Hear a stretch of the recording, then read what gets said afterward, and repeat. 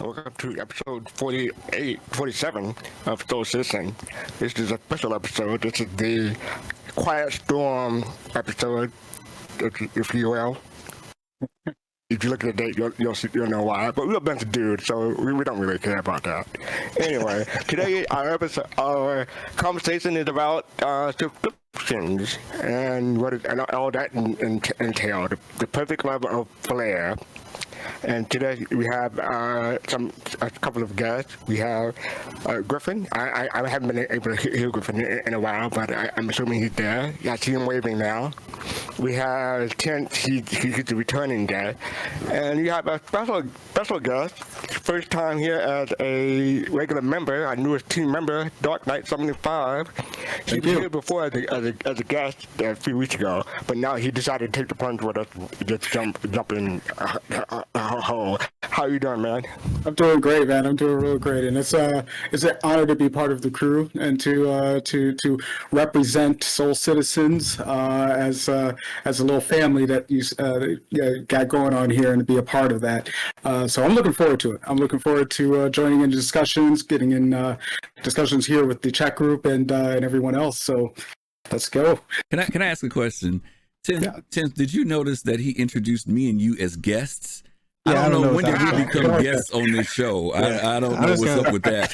He's the only soul person on here, and we guests now. You know, that's what happens when you let him host, man. You let him host, he kicked us out and made us guests. So you're getting just a little foothold. Yeah, man. I know. Yeah, I guess so. Man. No, I wasn't hearing you. So if you do try to correct me beforehand, I missed it. Oh no, I didn't try to correct you. I was just sitting here listening. I was just like, we being the guests now. Okay. No, they are co-hosts, okay, and co-producers, and whatever title you want to give yourselves. They are the OGs, just want to say it like that. I feel it. Okay, my bad. That's what happens when you're origin. That's what happens when you're origin owner, Tim. You know, you got to disrespect. You get looked down on. You get treated badly. You know what happens. Disrespect. Disrespect. Anyway, no, we're glad to have everyone here, and particularly Dark Knight 75. So welcome all, and Limitless Factor. Thank you for being joining, and Raytheon too. Hey, how are you doing? So anyway, what have you guys been up to this week? To talk about some of the stuff that's going on this week before we get into the topic at hand. How about you, Tent? Not much this week. Yeah, it's a normal week, man. Grinding and doing the deal, man. It's happy to be here. It's a bright spot in the week, man. See you guys and do the show. Should be a lot of fun tonight. Hey, Tim, didn't you guys from Channel 27 didn't you guys do the Xeno thing a week or two ago or something? We did, yeah, man. Dark 27 did the Xeno thread. We had a huge mob in there, man. We were taking over. It was that was a lot of fun. That was probably the first time I've been in the game in a while, so it was really cool to see the approach that they have to these kind of community grouped missions, right? So that was a lot of fun, and it was I don't know how many people we had, but it was a substantial squad, and we were able to run in there and do the deal. So that was quite the time. And how about you, Griffin? Yeah, I'm pretty much the same. When Xeno was going on, I did go into the PTU once, but for some reason this time around I decided to wait till it got into the PU. And that was probably, which is rare because usually when stuff like that comes out, I don't mind testing. But then it was a mistake to do it this time because when it did go into the PU, I want to say I only got to go out there twice. And both times I went out there, I never got to take advantage of all the steps that you have to take to do Xenothreat. I didn't get to do the cargo part. You know, I saw other people doing it, and that was one of the things I wanted to do, but I was by myself at the time. I did do part 2. Where I was attacking on the Idris, and so, you know, made a lot of money just being out there doing that. But I'm a little sad that I didn't get together with some of my friends and get out there and, you know, push through the whole thing. But my time over the last 2 weeks was terrible. I just didn't have that type of time to invest in the game when usually I do. So I was a little down about it since Xeno stopped today. You know, they put out the announcement today that the threat had been pushed back. So I kind of, and they said that this was an exclusive event. It was only going to be out for a certain amount of time. And I hate that I didn't get the opportunity to get out there, but I'm glad a lot of people had fun with it. It definitely spiked interest amongst players and new people. But I think even more for people who've been around for a while who wanted to see something really nice like that. I think it was pretty cool. Oh yeah. I have a feeling. I have a feeling it'll be back. I don't. Maybe not in this form, or maybe it'll be like a redux or something like that. But I have a feeling this won't be the last we'll see of them. How about you, Dan? You took part. Yeah, I sure did. I joined up with a few people from the org and jumped in. It was like Tenth said. It was nice to have a big group and participating in that way. But I wanted to do like you said, more. Like Griffin said, more. I wanted to actually get out and do the cargo part, or actually, I was in a turret, and I had fun doing it. Don't mind me, but I would have loved to gone out and actually done the cargo part, jumped out, and took my little tractor beam and moved cargo from the star raid. But yeah, I look forward to seeing more of those events going along sometime. I imagine it would be very similar to other games that I play. Where they'll have monthly events or something like that comes along, or events that just come out spontaneously that they might throw in for a weekend or something like that. I could see that happening more and more often. Yeah. Absolutely. And I just want to say before anyone else, Kimmy65, thank you for the raid. Thanks, Kimmy. Thank you. Hey, Kimmy. I didn't want to interrupt I didn't want to interrupt Dark Knight, but thank you for the raid. All right, so. I personally didn't take part of it. I watched several streams and YouTube videos and stuff like that. It seemed fun, but I'm trying to save myself in the long term. Today's Valentine's Day, so I'll go ahead and say I'm trying to save myself for when other events come along, and I have my new PC. I'm almost ready to get my new PC put together. So hopefully that'll be ready by next weekend. So wonderful, congrats. So hopefully I'll be taking part of the other stuff after that happens. All right then. So let's get to the topic. Talk about flares and subscriptions. Yeah. Griffin, you have the this particular chart is one of the ones that people always ask the question about. So maybe you can fill folks in on that one with how much money do they make off of it? I guess. Yo, you want to take that tent? Yeah. So basically, what you're seeing here is I didn't get a chance to do a quick calculation on it on percent of subs to total revenue, but what you can see is over the past even more than that. Over the past, I'd say 5-6 years, they've hovered around $3 million. This past 2019 was $3.6 million raised through subscriptions alone. So the stuff that we're talking about today, the Centurion and whatever the two tiers are, the $10 and the $20 one, and so that kind of feels, it's a small piece of the puzzle, but I mean it's substantial in the sense that they've averaged that over the course of the development history as it ramped up in 2013. So it's not inconsequential.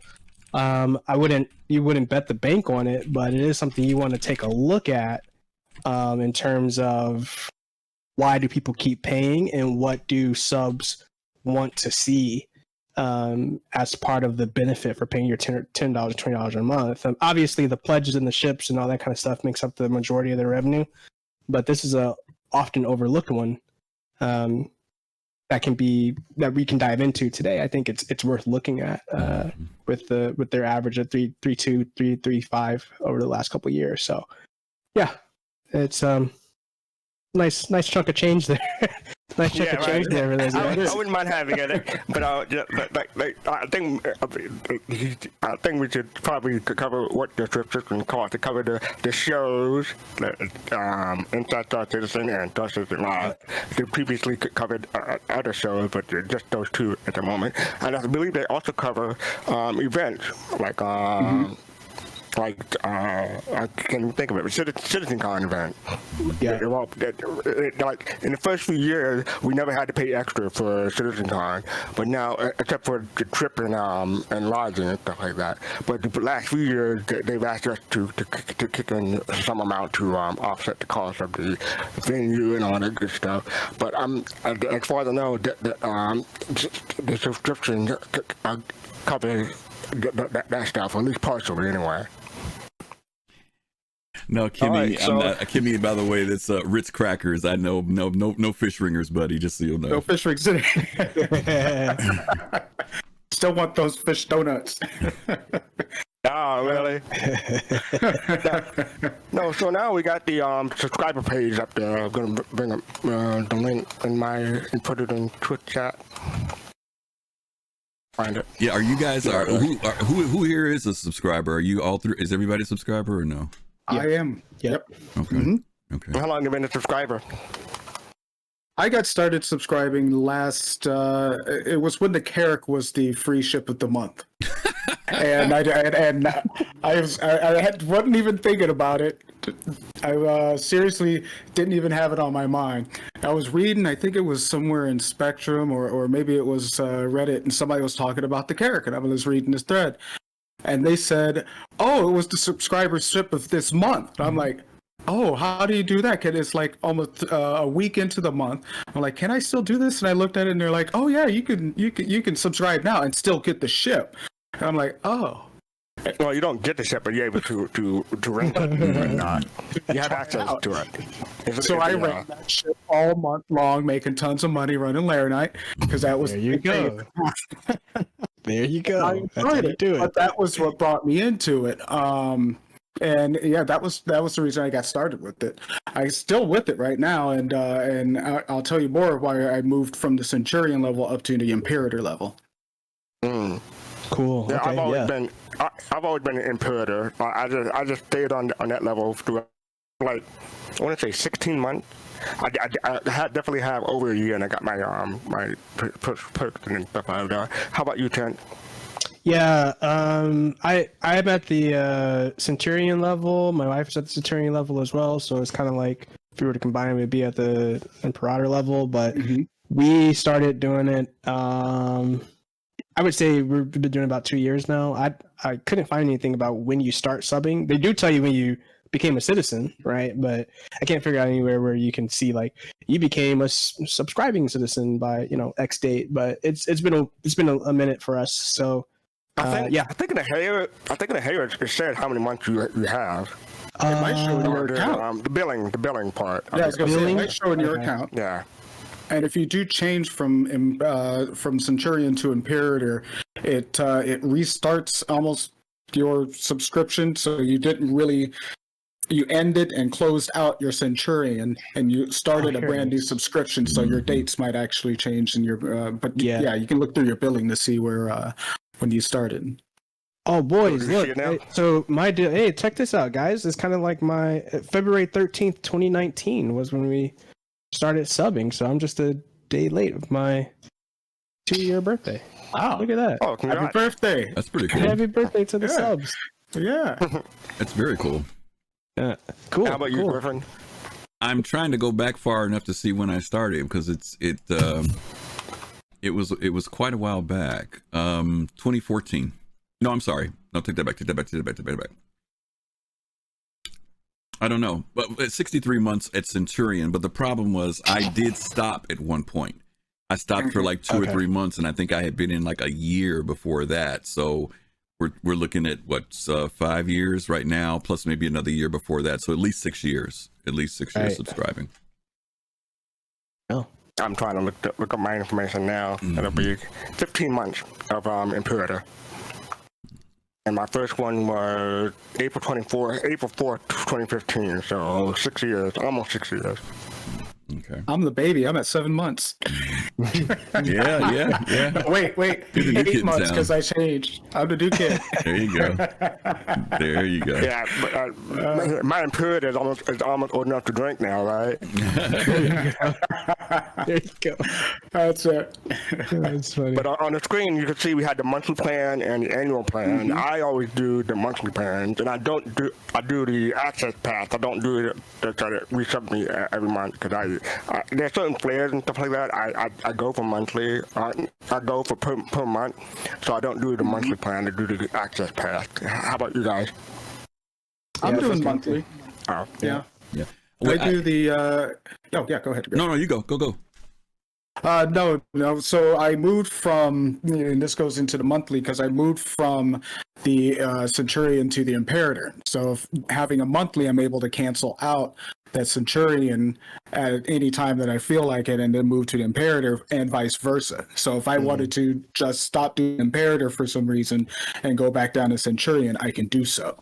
But the reason I went up to the $20 as opposed to the $10 month subscription is to pretty much add to my pledge. And I'll get more into that a little bit later about why I decided to move up and keep going and intend to keep the subscription going because it adds to my pledge for the game itself, Now I got Ops Chief just said something. Ops, I might need you to get some clarity because we talked about this before the show got started. I didn't understand why the monthly plan and the annual plan were the same price. Because normally when you see monthly versus annual gives you some type of discount, 10%, 20% discount. And I couldn't figure out what there is a discount there, don't get me wrong, but I was trying to figure out what was the other incentive to do that. And you said, if I'm reading you correctly, you said, if you choose the annual plan, you get a new discount. Is that what you're saying? Are you saying there's some other discount that you get? But what it means is that when you do the annual thing, you get all at once, you pay all at once. The coupon code that you get for ships and stuff like that, it's only for ships. It's not for merchandise. Thanks for the follow. It's not for ships. It's not for subscription or Flair or anything like that. It's only for ships, but you get it immediately. You get that discount code, they email it to you immediately.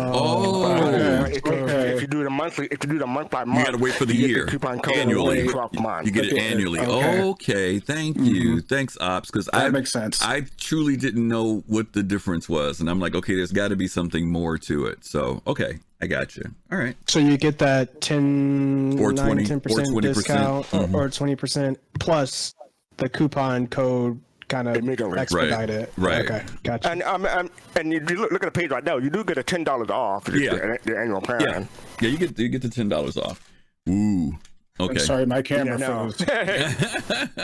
All right, no problem, Dark. It froze for a second there. Okay, so at least that does explain the difference between those two plans. There you go, FC. We're starting with the perks.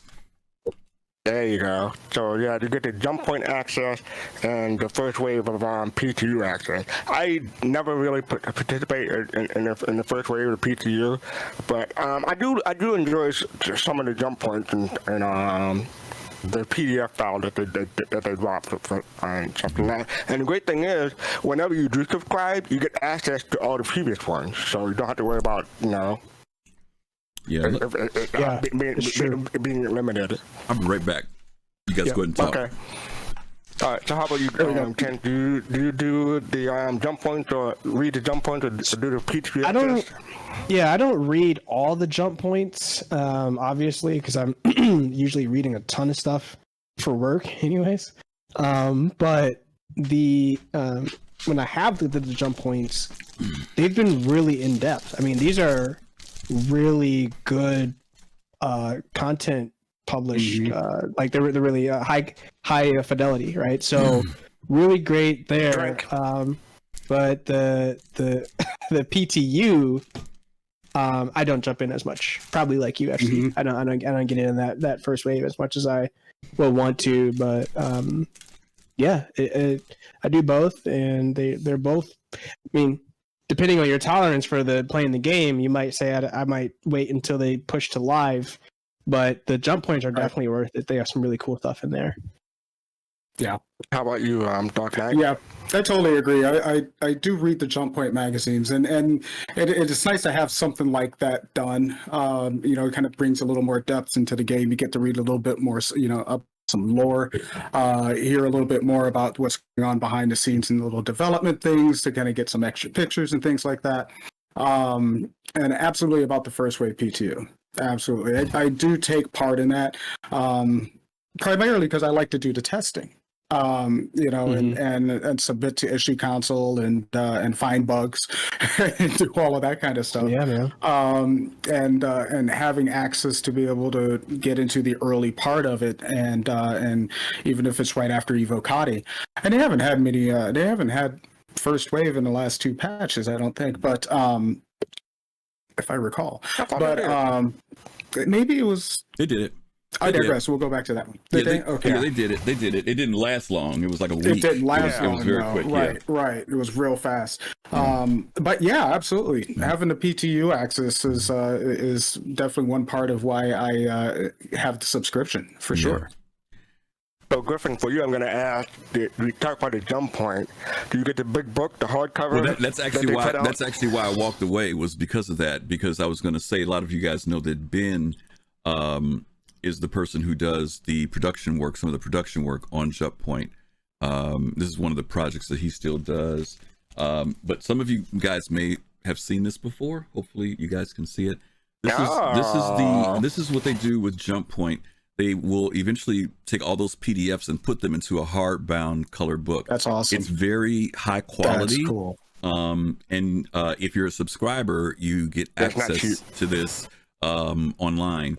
The issue of getting them is that they do sell out because people are obviously collecting them. They will buy this, they'll take it to CitizenCon, get Chris Roberts, get the devs to sign it, yada yada yada. But it is, I'll try to show you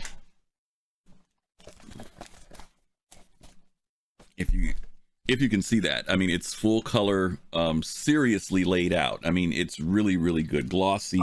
It weighs a ton.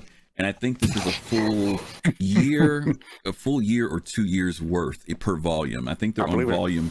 This is volume 3. This is the most recent volume. I think they should be putting out volume 4 pretty soon. That's awesome. But yeah, I want to say, how much do these normally run fastcart? About $35 roughly. It's $35, but the last one it cost $35 to ship too. No, it was $30 for the book and $35 to ship. Yeah, and that's where's the shipping from? Well, that's part. Yeah, and we need to talk about that as part of an issue too, because there are quite often items that people want to buy, and we can talk about the marketplace for other things later. But when people want to buy tangible items, depending on where the items are coming from, because they don't. CIG has not really developed their own true marketing, like, where they have their own warehouse with their t-shirts and all that stuff. They contract that out from other folk. Quite often it's someplace like China or something like that. So when it has to be shipped out, that's why the costs end up being so astronomical. Some people in the States, it's cheaper for folks in the UK because they're over there. And sometimes it's the other way around. People in the UK get the higher price because it's cheaper because it's done here in the States. So. Yeah, let me correct myself real quick. I know it's $35 to ship. That's a hard. I'm 100% positive about that. $35 to ship. I'm not sure about the book itself. I want to say it's $30, but it might be different from that. No, I think you're probably about right. It's around like $60 or $70 when you're done, with the order for this thing. So and if they would put it like that, if it was like, it was like maybe $60 for the book and $15 for shipping. If they price it out that way, people, it may be easier to stomach. But if you want to say that it costs more to ship the book than to buy the book, that turns a lot of people off. Yeah. I wouldn't buy it that way. Yeah, I mean, the shipping's insane. It's like $60 for the book and $15 to ship. Yeah. I will tell you this, guys. I felt that way before until I saw one. When I went to CitizenCon in 2016, the guy Gladestone, who comes on our show from time to time, he brought one with him, and I had some time looking through the book. And I remember how much I used to try to look through the PDFs, and it was always like, wow, these are so cool, but they're PDFs, right? I think that because of it, it's not for everybody. Let me put it to you that Yeah. way. If you're looking to really chronicle the whole development process, and like you were saying, Dark Knight, you like looking and seeing all that, you know, how stuff was, the concept drawings and all. If you're into that type of thing, then it's cool. But this is another one of those things that you have to look at and say, this is about supporting the development. Really, Right. it is worth the value, and not the shipping. The book is worth the value. The book is Not worth the the value. shipping. Yeah. So, And that's what I was going to say is that book is well worth it in this scheme, that it was well designed. Somebody put some effort into the stories, into the pictures and the graphics and things like that. And it's a labor of love. It really is. And and knowing that you know, the shipping part, that's a problem. But the money going towards the development and giving those people some props for the hard work that they do, I think offsets a little bit of that shipping. Yeah. Okay, cool. And my question is, like, why can't they reprint the older books? Of course, the shipping will cost an arm and a leg now, but if they would just reprint the first and second volume, I think the third volume is still on sale, but just reprint the first and second volume, that would get a lot of people to buy them. I think that they may, but I think there's also a dynamic of the collectability of them. I don't think it's like they're trying to make it like a book that's always there. Because when they do put them out, there always a limited amount of them, and then once they're gone, they've been gone. So maybe one day fastcart, and mind you, don't forget there are some perks for early concept stuff. There's a lot of stuff that was supposed to come with ships in packages that we haven't seen yet. Things like a actual tangible star map. There's an actual physical star map. There's supposed to be I don't think it'll be a CD now, but you're supposed to get the soundtrack of Star Citizen. There's a whole lot of other perks that were in early day stuff. Wow. And the ship model USB drive, that's what I'm interested in. Yeah, the ship model. It was advertised as having the whole game, not the whole, but the game on the thumb drive. But I think it was supposed to be like maybe 15 or 16 gigs or something like that. So the game won't fit on that side anymore. But it'll probably just be the downloader. Yeah, definitely. Pretty cool, Yeah. Jazzy Noob, thank you for the host. We appreciate that. And Tactical, we saw you earlier. Again, thank you for the follow. Can I ask a question, fastcart of the guys? Sure. Oh, I can ask this of everybody, and we can ask this of chat too. Do you guys think that there was a big stink when they allowed first wave players to come in as subscribers? For those of you who remember back in the day, when they first opened that, because if you remember before, you had to be Evocati and then Scuba Steve. Thank you for the host as well. You used to have to be Evocati, then it was like these waves that came in, right? And then all of a sudden they said, well, if you're a subscriber, you could be a part of wave 1. And there were some people who got like really upset. And then the statement came up was, oh, now you have to pay to be able to get into the PTU. So what do you guys think about that? Gladestone, thank you for the subscription. Thank you. So, well, first of all, I just want to point out that looking at the graph here, I didn't notice. I thought Centurion and Imperator both get first wave access, but it looked like now the Imperator is the only one who get access. So you got to pay $20 and $10. No, what is it? No, we get in. I'm a Centurion. Okay, so it said yes, but it's grayed dark. out. Yeah, but no, Right. That's probably just the graphics on their part. But yeah, you do get in as an Imperator. I mean, as a Centurion. I'm sorry. Okay, my bad, Dan. No problem. Forget what I said today. No problem. Go ahead. So what do you guys think about that? Is there some aspect of, well, if you want to get in on first wave, you know, if you drop that subscription, you can kind of get to the front of the line. I'm not surprised. I'm not surprised with you. I'm not, because it's definitely going to get under some people's skin anyway, no matter how you do it, which way or another. If somebody's going to say pay to win, somebody's going to say, you know, that's just the way it is. But I think when it went from maybe Evocati to concierge and subscriptions, because did concierge get access at the same time that subscriptions get it? Because not all concierge are Evocati. Yep, it was concierge and subscribers. That was the new model that they added for wave 1. Because wave 1 used to be based upon, before, what they would do is they would incrementally, you know, they start with the Evocati, which had a certain amount of testers. Then when you were in wave, what became the next wave, it was like another group, but it was, you know, a little bit bigger than Evocati. And then the next group after that became even, because we used to have like up to, I think, almost 3 waves, if I'm remembering correctly, before it would go out to everybody. So now it's pretty much been like PTU, Evocati, Wave 1, and then to everybody PTU, and then and then PU after that. So it was interesting. It stirred up a little bit of controversy. I remember that. It seems like it. But Yeah. it's like, I mean, it's like as many of us are concierge now. I don't want to say it doesn't matter, but I mean, it would be interesting to see how many concierge members there are, and just beside the point of a subscription, how many concierge members are getting in for the first wave. So that's my thing. Okay, we're on the next perk.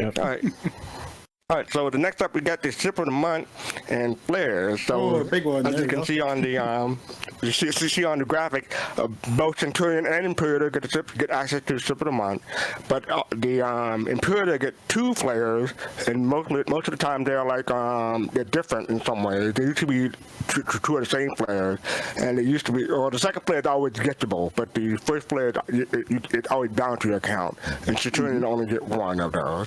So like, is that one of the reasons why you changed Dark Knight? No. For the Flair. Now, don't get me wrong. The Flair is fun, and that's about it. But I don't see the big benefit of the Flair over something like, say, actually test out a ship or first wave PT or anything like that. The Flair is kind of just a gift. It's like, I got a nice guns, and I've got some nice clothes. You know, I got a different armor.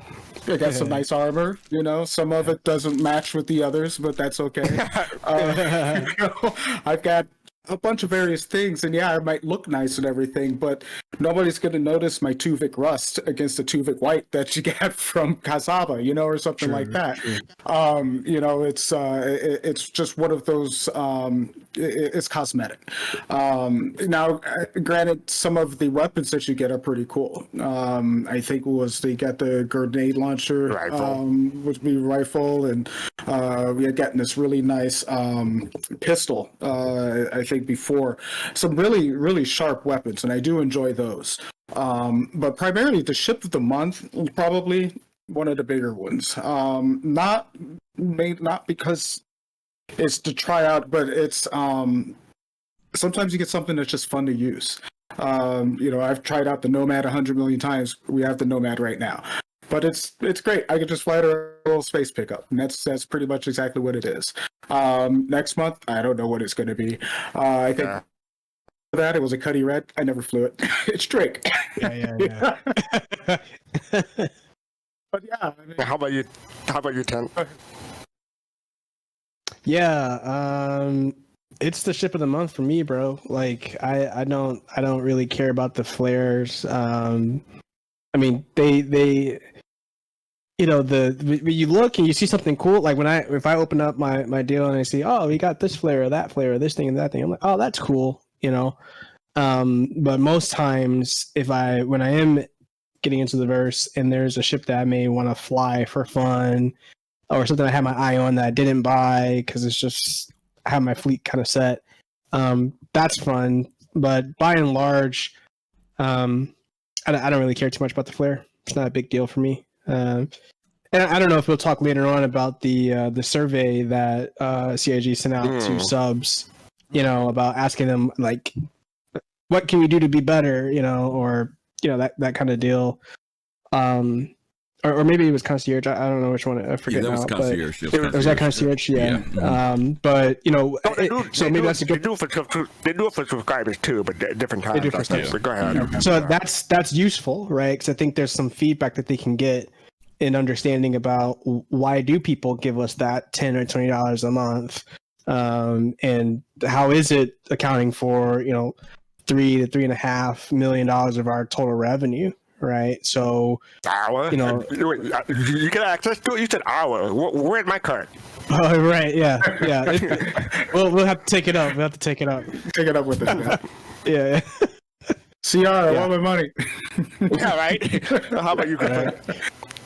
Yeah, well, unlike these two, who obviously are not role players, I enjoy the costumes and the flair. Thank you very much. And they will be eagerly waiting to come to my apartment when I have it and they see how decked out it is with all of my stuff. That's all they're gonna be like, Griff, how long did it take you to do this? I'm gonna say, yeah, see, now you know why I had this stuff. No, I'm just kidding. The Flair stuff doesn't bother me. I mean, they're nice. I'm be honest with you. I do. When hangars were operational, every piece of Flair I had, it was somewhere in there. I arranged the lockers, the big vending machine, the bartender. I had all that stuff out. Even when the fish tank was running, I'm mad because they took those fish out. But I had all that stuff running in the game, and I enjoyed that because in a lot of games that I had done before, like games like Star Wars Galaxies, like ESO, I love decorating. That's one of the things I enjoy doing. There was a lot of discontent when armor came out, particularly when CIG brought the armor out in pieces instead of just giving people full sets of armor. So some of you guys remember when they did the red and blue stuff? You got like the blue legs, then you had to wait a month to get the blue arms, and then if you skipped a month, you were out of luck. Yeah, because you missed the torso. So that was very frustrating. I don't know who thought that was a great idea, but now I do appreciate the fact that they do give full armor. For those people who went to CitizenCon and bought those perks, if you guys remember, we got that. I forget what the name of that armor is, the Kazimov or whatever, the one that you can go out in the cold in. Now that suit has come in plenty of times for me. Boom, I needed it because I didn't have to go spend credits to go buy it in game.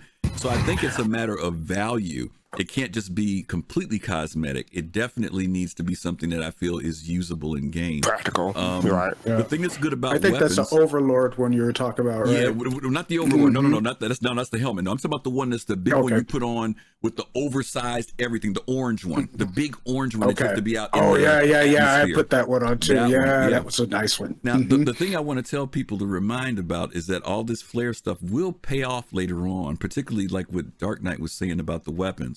Because in a few patches, if you guys look at what's coming up on the progress tracker, the limited inventory is going to be coming up pretty soon. You're not going to be able to walk around with 20 rifles on you and this, that, and the other.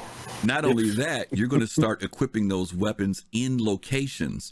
So you're going to start putting Are you saying they're going to take away my guns? No, they're not taking away your guns. No.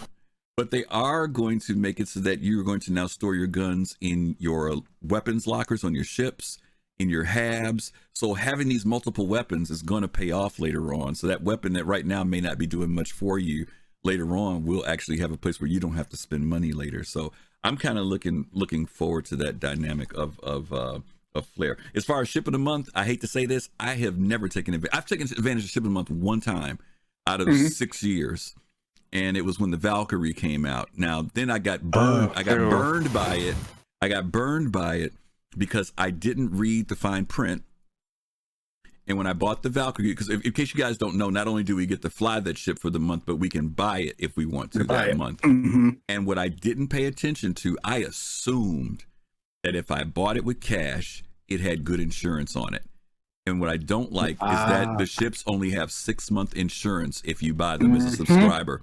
And my feeling is if you're going to give that to a subscriber, then y'all need to give some better CIG. Y'all need that 6-month stuff. Don't fly. People don't want to buy 6-month insurance, especially on a very valuable ship. I'm not going to spend $400 on a Valk or $300 on a Valk or whatever. No, $400 on a Valk. And then at the same time, have 6 months of insurance. So I think that they need to, at the very least, consider like a 5-year or something. It doesn't have to be LTI because I know they try to keep that for certain times. But I think as a subscriber perk, if that's a ship that you say, hey, I flew this ship, I really like it, I never thought about it before, I'll buy it. I get it fly for free, but I'll buy it, and then the perk becomes I get some decent insurance on it. Then that would be cool. Yeah, for me, I'm the same way as Griffin, so I'm evening out the cash here, but I probably participated in the ship of the month. Excuse me, about maybe once, and I probably was for a Hornet before I got the Super Hornet or something like that. I'm mostly a Flair person. The plants, the globes, the posters, I got a lot of them. I haven't gotten some of the fish yet. I don't believe I have a fish tank because I'm hoping that I'll get my fish referral and get the fish tank. But the thing about the fish tank is that it was buggy more oftentimes than it wasn't buggy. Like especially that crab. Whether or not the crab was within the tank or working, it was the crab. For a while, they finally got it working, but then once they got it, everything was working, and then all of a sudden they just took it all out. And the thing that really got you about the fish, guys, I don't know if you guys, the Dark Knight may not know this in 10th. When you bought the fish, you had to buy the fish individually. It wasn't like you paid like $10 and you got 5 fish. You had to buy each fish. You had to, each and one, I'm like, what's up and it's with like that? 5 of them. It's $5. Hey, whoa! How about put them all in a bag and you get 5 different fish and a crab? And the thing is, a virtual fish costs more than a real fish, Absolutely. Right. I was gonna say that, man. Like, jeez. Yeah. No, but I also like the moss head and the plants. I got most of the plants, and I have a whole bunch of plants. Like it would take me. I took like 45 minutes kitting out my hanger when it was working, back when it was working a couple of years ago. And, that was fun. So I can't wait till the hangers are working again and you can do that. So, but yeah, for me, I agree with Griffin. I'm more about the players. I do Imperator specifically for the second player. I'm still looking for a couple of them, but I'll get them eventually. But yeah. Some of you I think that's a big difference, actually. Because you're just, go ahead. No, I was going to say some of you old heads might remember when that jukebox worked. The jukebox used to work. You put the jukebox in your hanger and it played music, man. And then they shut that down. I was mad about that. So some of those props, I mean, some of those flares actually did serve a purpose in the game. The hologram tables and some other things they started implementing. So I mean, they said they're going to come back to it. The hanger, what they said is that the hanger is not going to be the priority. But they are going to come back to it. So, and if we can start putting them in our apartments or our uses, that's going to be, as far as I'm concerned, I think that'll be cool. I think that's where the big thing is, because I haven't been in the game for more than a couple years or less than a couple years. And I wasn't able to take advantage of using the flare in a hanger because the hangers were about being pulled. So I wasn't able to put things into the hanger, so I didn't, get to take advantage of the different flare and, designing something out or something. I've got to wait now until either like homesteads or apartments or rentable or something like that where I can actually use some of it. So I guess it is kind of if you were in early, you got to play around with the flare and actually, interact with it now, whereas I can buy this this tank full of mineral spirits or whatever they've got on here, but I can't do anything with it. Hey, whoa, slow down. That used to work, dude. Believe it or not. For real, do you guys remember some that? Spirits? Dude, you used to drink them, you get drunk, you'd pass out. Yeah, that's true. He's right. Yeah. Your vision would turn fuzzy and everything. Yeah, man, you could drink till you got smashed with that back in the day, man. That's what I'm saying. Some of that stuff worked, and then they took it out. So go figure, man. That's all I can say to that one is go figure. But yeah, hopefully it'll get better. Before we move on, you can change this fine. But I just want to say, like, they did take surveys and stuff like that for concierge and subscriber. And I remember back when Alexis was in charge of the subscriber stuff. She asked her, like, what would you like to see for as a player? And my number one thing was after they did the 3 snow globes. I forgot the name of them, but they're 3 snow globes that you can get. I wanted a snow globe of the Arc Corp globe in snow globe form, and I thought that would have been that would be nice. But they never did that. Okay, so moving on. Talk about the rec stipend.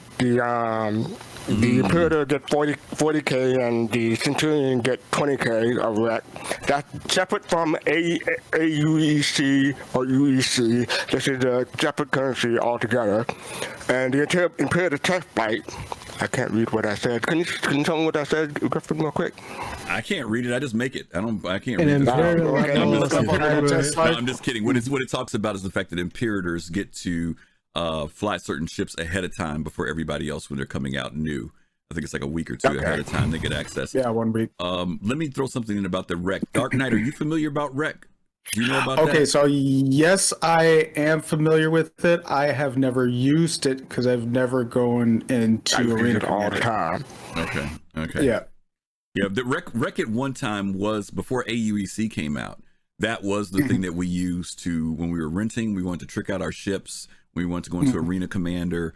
That rec meant something back then. And then once we got into AUEC and people being able to trick out their ships in the real world, rec kind of fell off, you know. I probably got like a couple million of rec sitting in there just because every once in a while I'll rent a ship once in a blue moon.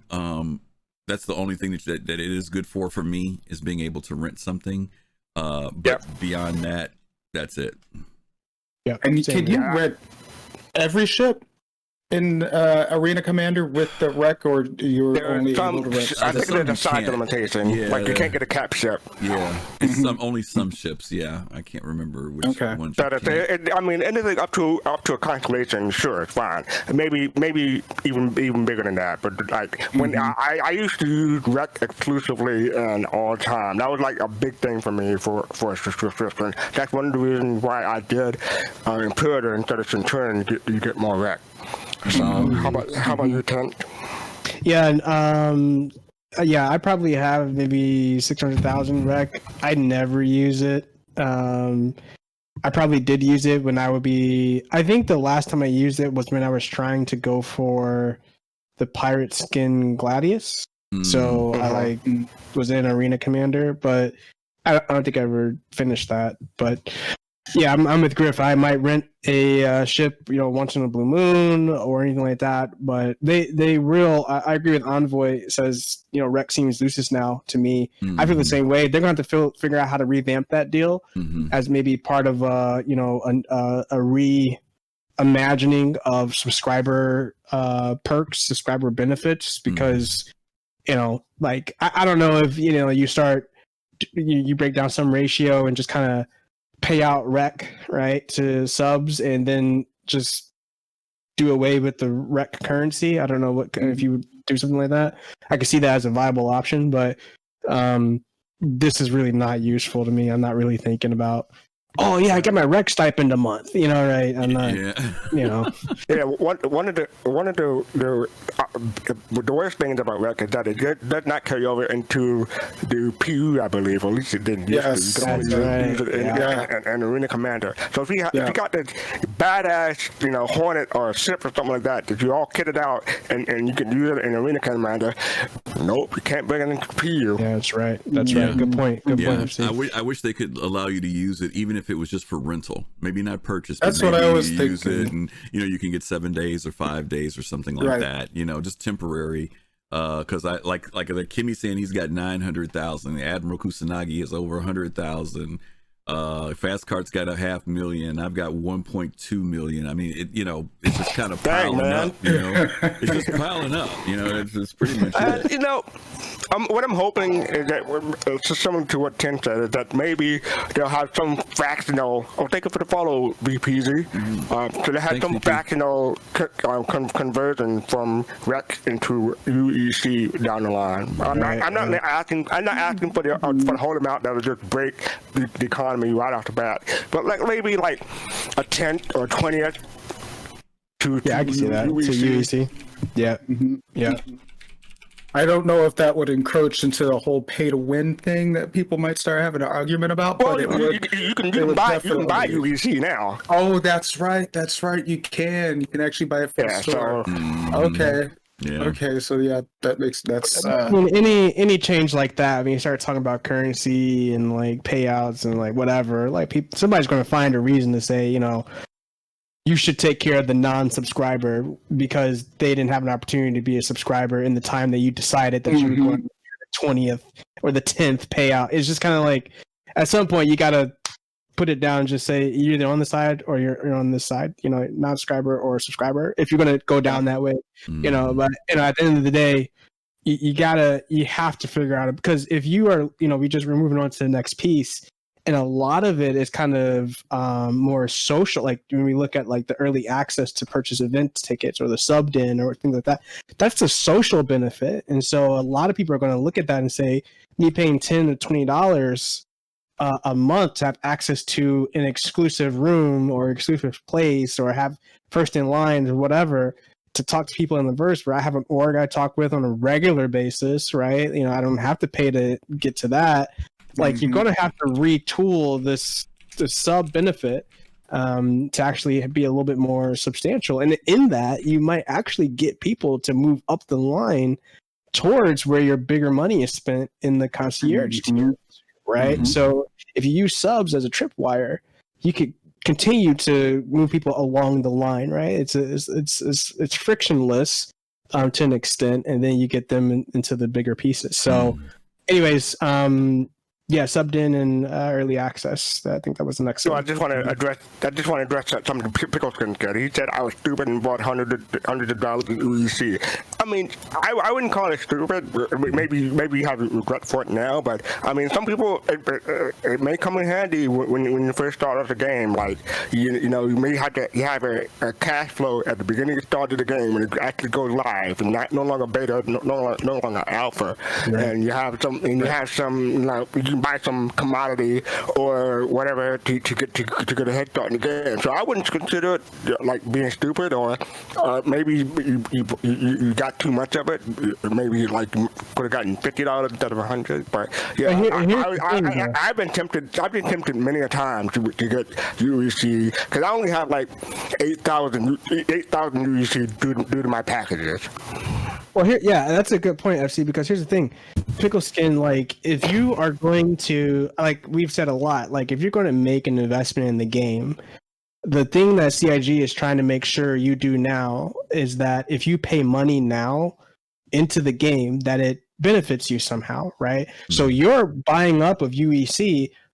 This might not, you will not be able to do that later on. Like, once the game is set, like, not just going to be able to buy currency. At least that's how I understand it. So if you're stocking up right now, like, you'll come out the gate. You know, I know a couple streamers who have like just buy up UEC instead of buying ships. You know, so they're sitting on billions of UEC right now, and they'll be able to hit the ground running. You know, just to at the start of when the thing goes live. So I wouldn't beat yourself up unless it was a situation that kind of put you in another financial like circumstance. But I think that's kind of a next level move. You know, it's you think about, well, a lot of people think about, if I buy this ship and I become a great fighter, or I buy a cargo ship and learn how to use it, or if I buy this, but you might just say, hey, let me just stock up on UEC because maybe I don't know what I want to do yet. I have a starter ship and I got a whole bunch of UEC. Like, I can figure this thing out as the game progresses. It's a good move, man. It's a $500,000 UEC.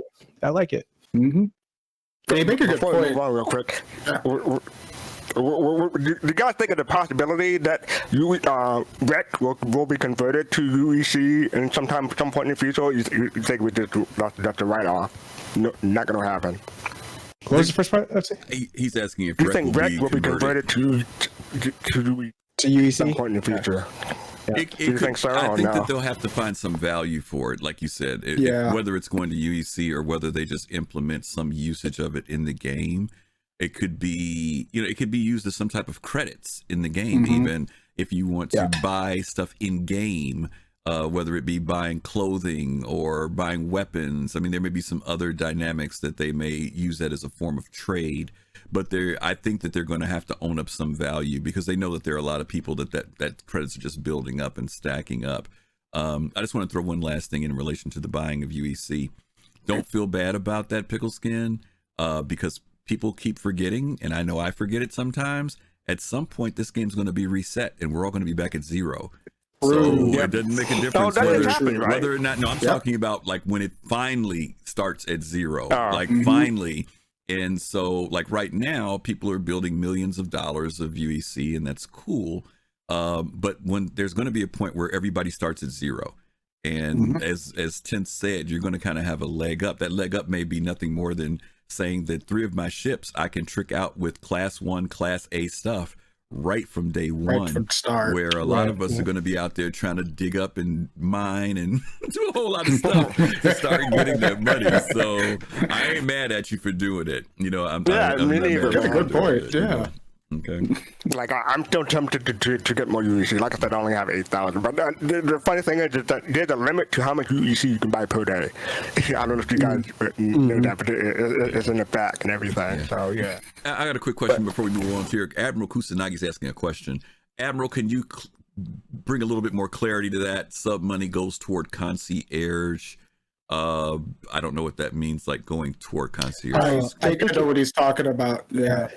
I think he's talking about that money accumulates in our overall account. And it will eventually, over time, possibly push us over to concierge level. Yeah. So I looked at it. That was one of the reasons I upgraded from the Centurion into the Imperium, is just to put extra money into my pledge. And it's not so much to get anything out of concierge, but I do get access to different events and access to, to different interactions with developers and things. And that's pretty much the reason I would want to go to concierge. But I already have my ships. So I can take that extra money from subscriptions, and even like Pickle Skin. Maybe I'll buy a UEC at some point, just a little bit to have a little to start off with once the game goes live. But, if I don't want to buy ships, if I'm done buying ships, the rest that I'll buy is going to be in game. Then I can take that money from subscribing, and that goes towards my pledge. Good point. I have a philosophical question. Like, are we ever not stop buying ships? Is there ever going to reach a point where we're like that? I can't count how many times I've said no more ships. Something else comes along and says, "Okay, here's my wallet." He's back it down on the table. That's a whole other story. C2 comes out. Right? Yeah, it's true. Like Kusanagi says, people say they're done buying ships until the next ship is released. Until the next one comes out. Yeah, that's exactly it. Exactly it. Yep. All right, so subscribers then. Let me read that because I have the page up now. Meet like-minded citizens and interact with CIG staff in an intimate subscriber-only chat room and forum. That's for both Centurion and Imperator. And early access to purchase event tickets. Active subscribers get VIP access to tickets for events produced by CIG such as CitizenCon, giving them the opportunity to secure a spot before anyone else. And I've taken advantage of the hell out of that. The second one, especially, like, because those CitizenCon tickets, they sell out quick. How about you guys, Griffin? Oh yeah, I mean definitely. The subscribers den, I used to not visit it often, but I do from time to time. I've not been one to frequent things like the forums and stuff very much, as you guys know. Maybe you guys don't know. Fastcart is the one who handles Reddit for Soul Citizens. I don't monkey around on Reddit too much, mostly because it's a social media community, and you have to really be into it to know all the ins and outs and protocols. And I've just got too many other things going on. It's not that I don't have the interest. Yeah, there's so much innuendo, not innuendo, like small things that you have to be aware of, and stuff like that. Like what is acceptable and what's not acceptable. Right. And Fastcart was already into it. Yeah, etiquette. Yeah. And he was already into it. Yeah, he was already into it when he told me, and I said, hey, if you don't mind handling it, that's one less thing I have to worry about. But even with our own Spectrum, there's still only certain areas there that I'll frequent. And this of interest. I know there's some people who just read everything that goes on to Spectrum, but the den is interesting. That and like you mentioned earlier about concierge, the conversations are a little bit different in those areas because the people's level of investment is a little bit different. In relation, in relation to early access, definitely if you're a person who wants to go to CitizenCon, that in and of itself makes it worth it. Thankfully, CIG each time we have a CitizenCon has been expanding the capacities of being able to attend. But in the earlier years, when it was very low in number, the tickets would go super fast. And usually they go on sale. They put them on 2 or 3 waves, and they're gone. And then they started doing a double tier version of those tickets, where you pay a little bit more money. You get to sit down on the first floor down front. And it fits people's budgets. Other folks, they don't mind sitting up in the balcony or a little further back because it's still a good view. You can still see things. And then there's some like little perks in the goodie bags difference, things like that. But beyond that, it is worth it in the sense of if you want to go to CitizenCon, being able to make sure that you get a ticket that's reserved. Unfortunately, as you guys know, when tickets go on sale, you can only buy one, can't buy 2 or 3. So that rule doesn't change. If you're that messed a lot of people up because I heard some streamers wanted to get tickets for their significant other, and they run into trouble. So everyone has to have an account. Everyone can get a ticket. Right. How about you, Griffin? I'm sorry, 10. Yeah, we all look alike, Yep. right? So I think that I'm guys I've only been subbing since like I said, like 2019, and so the in-person events are just like I haven't been able to experience a lot of that, and that, I guess that has nothing to do with the excuse me, it has nothing to do with 2014 being like starting the game out. I just haven't done it. Mm-hmm. So it's really not a priority for me as a subscriber, like, because it wasn't a priority for me when I wasn't a subscriber. But you, the you were thinking about coming to CitizenCon this last year, right? Because you said you exactly were going to drive down. Right. It was on the West Coast for you. It was in LA, right? So that would have been a perk for me, right? That I could like, oh, hey, I could use that. But I'm definitely not thinking. It's kind of like when you pay for like a package on your car, right? And it comes with roadside assistance, right? Like, great to have when you need it, right? But I'm not really buying the car for the roadside assistance, right? So that's kind of like my relationship with the purchasing of events. The subbed in, I don't spend a lot of time there, and I think one of the cool things that's maybe the thinking behind Spectrum is that as you get more people to join up and Spectrum gets more folded into like the social aspect of the game, like where orgs can like communicate more there, and there's like all this cross-platform stuff. I could see maybe something like this being a great place for somebody who's like in their org or in this group for this kind of ship owner or subs or concierge, et cetera, et cetera. I just don't find a lot of benefit in it for me. So both of these two deals I kind of put in this like social the social benefit type deal. And if I could get in line to purchase a ticket and let's say I didn't get that reserved spot but I got balcony seats, right? Or if I just had to be regulated to just the general chat of Spectrum, I'm cool, right? Like, I think for me, as I consider my membership, I'm just looking for a place that says if I'm paying $10 a month, how is that aiding in my gameplay, right? Like, how is it translating into what I do inside of the game or how I can benefit inside of the game? Like, Griff, you mentioned a really cool point about the Flair. I hadn't thought about that, right? Like, there's some of those Flair items that you're not going to be able to get later on that you have in your hab that you're going to be like, oh, wow, Griff, where'd you get that? Oh, blah, blah, blah. I haven't really thought about that before, but being a sub, you're like, okay, like, that's a perk, right? And it's a substantial one when habs come online, and it's going to change the way that we interact. So I'm a little I'm cool in these two. Like, they're nice to have, but they're certainly not priorities for me. So basically, you're saying some of these folks are going to be sitting on milk crates when they get into their habs. Is what you're saying. But okay, I got you. I got you. Not the milk crates, Griff. No, like me and Griffin would be down in VIP yelling up at you, saying, "Hey, how's the weather up there? Is it nose bleeding? Get that checked out." Yeah. No, also you mentioned something that I haven't thought about. You mentioned the roadside assistance. I'm looking for sidewalk side assistance for my cart. You know how I can get that? They'll get it. The just for you, FC. They especially underwritten, my man. Yeah, that's right. Admiral Kusanagi. Let me go something Admiral Kusanagi said earlier, because he talks about the comparison of spending that type of money, because ultimately, in one way you could view it as you're buying a ship that you don't have for the amount of money that's spent. And he gives an example here. If you're an Imperator, you're spending up to $240 a year. That's a Vanguard. And then I would agree with you, Admiral. I think that one of the things that we're finding out, even from listening to each other, is everybody has their different reasons for why they have signed up for it. I know people who the only reason they signed up for it was so that they can get in first wave to get in the PTU. That has no interest to me. I could care less about that. But there are some people who that's why they spent their money, was just for that. And so, people have their different reasons for doing it. I as you just said that, in fact, I was sitting here adding up how much money I've spent over a 6-year period, and I've spent enough to buy a Pioneer, right?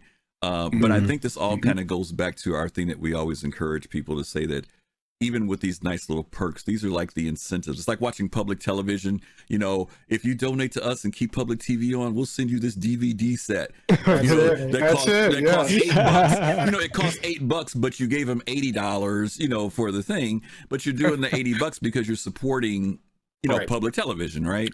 And we try to tell people to keep that in mind. Don't get caught up in all this side stuff. This is really about, like, I'll tell you, one of the main reasons why I support it is because we get the community produced shows. I've been around since the days of 10 for the Chairman, which I learned so much from the earlier days of Hanger. What was the guy named the Hanger? Wingsman Hanger. So, and I've seen the iterations of you know, around the verse, reverse the verse, Citizens of the Stars. I mean, all these things were things that we were able to not take the money that was going toward development of the game, but take toward what created better communication for the community. So for me, I don't mind. That's probably one of the bigger things, even though the other side perks are nice, but it's still a part of me supporting the development in the community. And believe me, it's also about finances. Some people can't drop $10 a month. I mean, they just can't, because it's enough that they're buying what they buy or what they spend money on from occasion. So, you know, don't get hung up in this, you know, feeling like you have to subscribe or whatever. Just, you know, do it for the right reasons. That's all. Yeah, for one thing, like the early access part, it's especially a boom for streamers. Like, if you're streaming Star Citizen, and you know, not an Evocati, the way you run access, you generate content as a streamer, and that brings in more viewers and more subscriptions for streamers. So it comes in handy for specific reasons, and you know, people love that. Yeah. How about you, Dark Knight? Either the subscriber then, or the early access appeal to you? So it's kind of the same as what you said, Griff, with the subscribers. Then I go in there occasionally. It is a little bit of a different conversation in there, with depending on what the topics are. I tend to see a lot of the same topics. What's the next ship for the next month, or whatever might be popping up in there. But occasionally you do get some really good conversations about the different flair, maybe the different items that you had gotten in the previous subscription, and there's also just other conversations in there that I wouldn't find in, say, the feedback section or in the ship specific areas. Now, as far as early access, I haven't had a chance to use that. Same with 10th. I haven't had a chance to go to, say, a Citizen Con or anything like that. Like the one in LA that was, you know, supposed to happen last year, I guess, and then maybe happening this year. It kind of throws it into my schedule. I got a kid to take care of. So, you know, I'm a single parent. So, you know, my son's going to be in school. I got to be home. Yeah. So, you know, it's going to be hard for me to get out and schedule it in this short amount of time. But I would like to take advantage of that. I think that would be, you know, an extra perk. That goes into the next part. I won't get into it yet, but the events and things like that, that you could take part in. But Griff, you made a good point about the amount of money put in that you could possibly buy a ship. I totally agree. Some people can take that money and turn it into a ship, or buy other ships that they want. For me, it was, how many ships do I need? So it's like, do I need to buy, you know, another Vanguard and then you know, 5 other ships to go on top of it, or do I just want to keep my fleet small and I've already got ships, and maybe I'll shift them around throughout, you know, depending on what I choose as my profession, but that money going towards the community, towards the videos, like Griff said, towards the development of the game, that makes a big importance for me. When we get down to the coupon part of the benefits and everything like that, I'll probably address that in more detail. But there are other stuff that I like. But how do you guys convince your significant others, your wives, your spouses, and to let you go to LA to hang out with some random people? I never know. How do you guys do that? I don't have to worry about it. I got a 12-year-old. That's all I got. Yeah, there you go, buddy. Absolutely. J2. He lives with me full time. J2 and Admiral Kusanagi, you guys are down for your jokes tonight. I'm cracking up laughing at both of you guys over there. And J2, I'm OCD, so you're absolutely right. I get what you're saying. That's a good point, Admiral. Home Alone. Okay. So moving on, I think that's all of us. I'm sorry about that. There we go. No problem. All right. Exclusive event. Let me bring up my screen. Exclusive Imperator event. Imperator level subscribers get the chance to attend several exclusive events throughout the year and until last year at our studios around the globe. Upcoming events will be announced in advance through the monthly subscriber newsletter with tickets available to Imperator on a first-come, first-served basis. Obviously, that's not Centurion, that's only Imperator. And you also have the Vault. Make sure that's... Yeah, the Vault, okay. The Vault contains collection of Star Citizen concept art and works in progress. I love these. Rendering. A rare look at images and designs that otherwise wouldn't be seen. I personally look at the Vault a lot when I was a subscriber, because I love the behind the scene, the development of the game. That's partly why I fund the project. I like Flair and nights and everything like that, but the behind the scenes stuff really like pays off for me. How about you, Kent? Yeah, so the events, obviously, I'm not at the Imperator level, but the Vault, I don't find myself going through this a lot, but it is kind of cool to see the WIPs, right? Like where they how they envision something, and then how they kind of like back and forth it. Because I have had really cool conversations about pieces that are ships or vehicles that made their way to final stage, where there was a WIP that someone was like, man, that was really a really great work in progress. They should have taken this from that piece and this from this other WIP and then made it into the final piece. Like really cool conversations. And then you get some of the really talented individuals who can like recreate that stuff and like, you know, all the graphic stuff. And they can white box like a whole new concept and really cool stuff. So the Vault has all those collections and the concepts and artwork. And it's really, really cool to kind of look through and see the genius of some of these artists, right? Like Jay Lee and all, you know, all those guys that come through and do all that kind of thing. Like it's really cool to see their creative process and what eventually ends up being put forth. The one thing that I will say that I would love to see happen is when Star Citizen's kind of all said and done with this deal, that they release the Vault, right? Like let's see something from the Vault, like maybe put in game for a time. You know, like or you know, able to be purchased at some point. You know, because there were some items in the Vault where they were doing the military garb, like the dress, like the white and the red and the blue and like all the like formal attire, and some of the concept art behind the styling of like Orison and like the Crusader and like all this kind of stuff. Like it was really cool. I would love to see some of that stuff make its way into the game at some point, but it's really cool to look at for right now, at least. So I dig it. Definitely won't be at launch, but maybe somewhere down like 4 or 5 down the road. Yeah, exactly. Yeah. Yeah, yeah. How about you, Dark Knight? Any of these interest you? Yeah, you know what, the events again, you know, kind of like what Tent said, I haven't been able to, I can't get to these events, there haven't been any, obviously, over the last year. So, and depending on where they are, I would like to go to one. I think it would be fun just to go to an Imperator event and hang out with whoever's there. If they had one thrown here in our town and in Chicago, we could just have some fun there, meet up with some fans.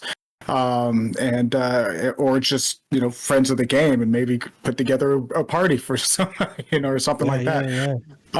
But they sound like, you know, something you can do locally with your buddies or someplace close.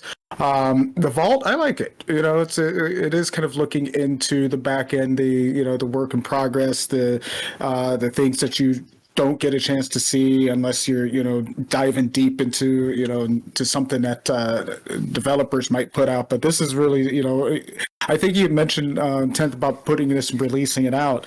I don't know if the Vault would be something that they could release, say, in a booklet form, similar to like the Jump Boy. That's what I thought you meant. You know, and releasing it out that way. I think the only problem with that is that the shipping will cost $35. The book it costs 20.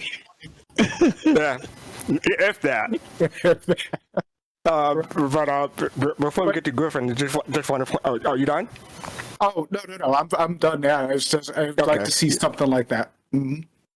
Yeah, before we get to Griffin, I just want to point out, like, Concierge had something called the Black Card, Concierge Black Card, a VIP card, and it's supposed to be something that, like, if you have it, it'll get you special access to certain things, especially at events. I've always been looking forward to having, like, I always carry it in my wallet just in case, a pop-up bar citizen or something like that. So sure. So how about you, Griffin?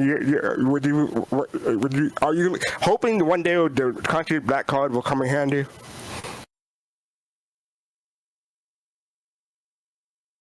Can't hear you.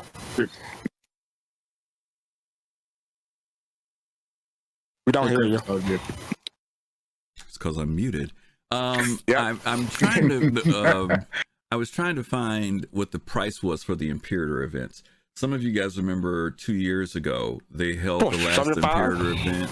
No. 350. Yeah.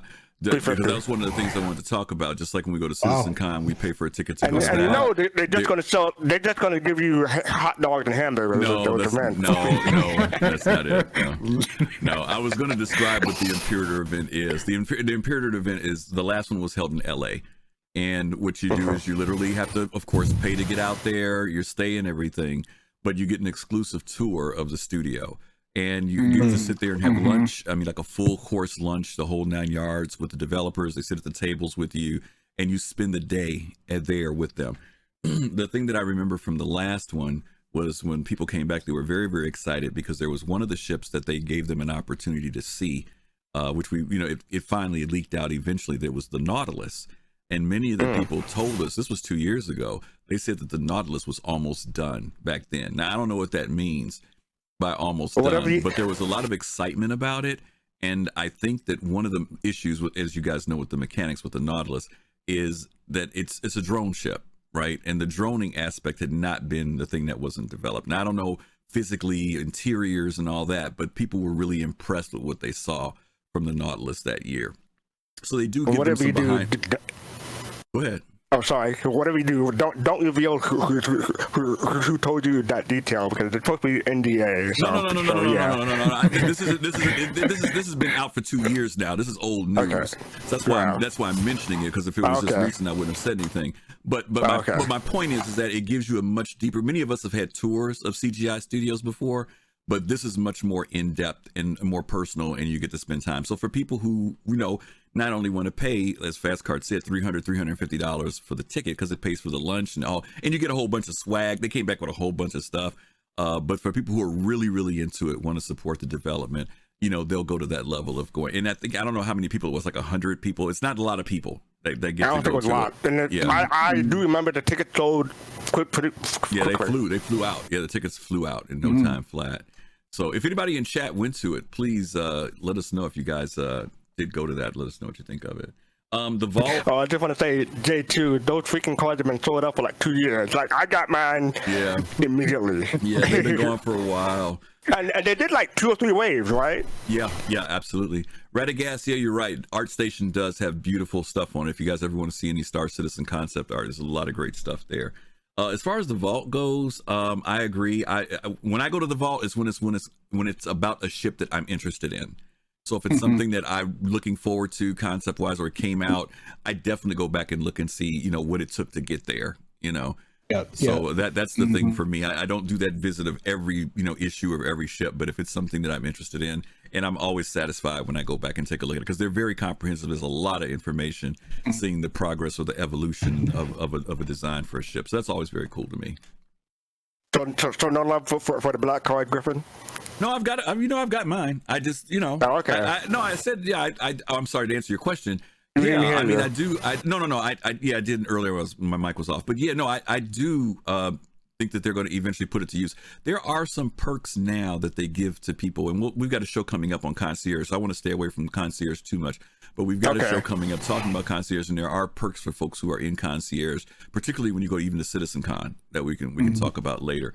But yeah, hopefully you're right, fastcart. Those cards will, play some great value, and I'm sure they're going to tie them in some way. So. All right, so moving on. Yeah, we are. We got a couple more perks to go. Here we go. Yep. Now this is going to be okay. Town Hall. Every month, subscribers can submit questions for developers, some of which will be answered in our monthly Town Hall web series. Centurion and Imperial are supposed to get that.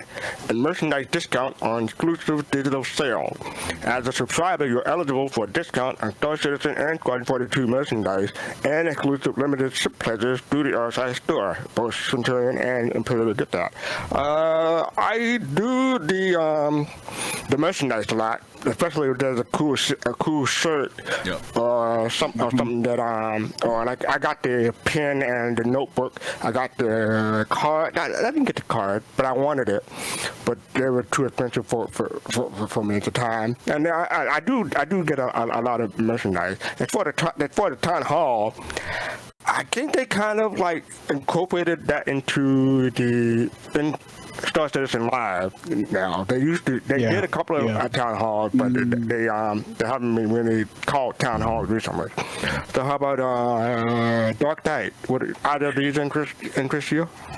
I tell you what, this town hall, I think you're right. It's got wrapped into either inside Star Citizen or Star Citizen Live. It's kind of wrapped into those because I have never seen a town hall. So so it must have been something way back. Yeah, it must have been way back then because I didn't see any of that. So I'm assuming that's they're talking about the videos that we seeing now on YouTube that they're producing and putting out on the live streams. As far as the merchandise, I haven't actually purchased any merchandise, but I probably see it happening at some point in time. If I see some cool shirt or something, or if I'm at some event or whatever, and I get a discount on that merchandise. So what did they say? Exclusive limited ship pledges through the RSI store. Now, what is that? What is that talking about? Is that talking about discounts on the ships themselves, or are they talking about? Like sometime during the year or specific month, they have the discount, like a 10% or 5% discount on merchandise. Like you can buy you can buy a shirt for cheaper. You can buy a hat for cheaper. You can buy physical merchandise for cheaper. That's what they're talking about. And it's all it's the same for both the Centurion and Imperator, as far as I can tell. And actually, I was actually thinking about the coupons, so we'll get to that one a little bit later. Yeah, we'll get to that later. But yeah, I can see myself buying a T-shirt, especially a nice big Origin one with the the 600 eyes, something like that. I like that. Origin for life. Come on, so I want to buy them. There you go. Everywhere. No, I'm looking at the YouTube now, and I see 5, 6, 7, 8, 9, 10. No.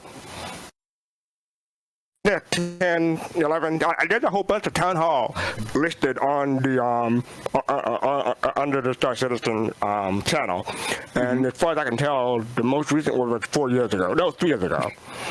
They did it like 3 to 5 years ago, and then they incorporated it into other shows. So how about you, Griffin?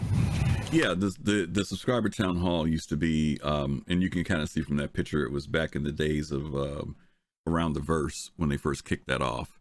And what they would do is they would bring on usually just maybe one developer in the beginning days. Like if you look at the very first episode, I think it's Sean Tracy, and they just get to talk with him. And the subscriber, this is where the subscriber den paid off. Later in the beginning it wasn't like this, but when they brought the subscriber den, you would go there and post your questions, and then they would read them on the show. So that was the perk of being a subscriber, was that instead of just putting it in the general forums, if it went in there and it got voted up, because even in the early days, some of you remember there was a lot of controversy because questions would go into the den. They didn't have a system on how to pick which question was of greatest demand or curiosity. And so quite often Disco would pick questions based upon what he thought was good, but people were like, well, those questions you're picking, either they felt he wasn't picking the right questions or he was picking questions that kind of favored an easy answer. So they later, when they continued to develop the website, they created it where you got the whole upvoting thing, where now the community could upvote questions. And then, of course, it's kind of like the cream of the crop rises to the top, right? And then they would respond to that. So that was a lot different. Like I said, there were a lot of other shows that were around back in the day, but at least this one has maintained. It's a monthly show, you know, and usually you'll say once a month you go down there, put your questions in, and then they'll bring some people in to talk about it. So I definitely dig it. As far as merchandise goes, this is one of the shirts I got. Some of you guys have seen that one with the stripe in it, the gray stripe that runs across it. This shirt was like 30 bucks when it first came out. And then, like Fastcart said, you got to be careful because some stuff is really hot and it disappears fast.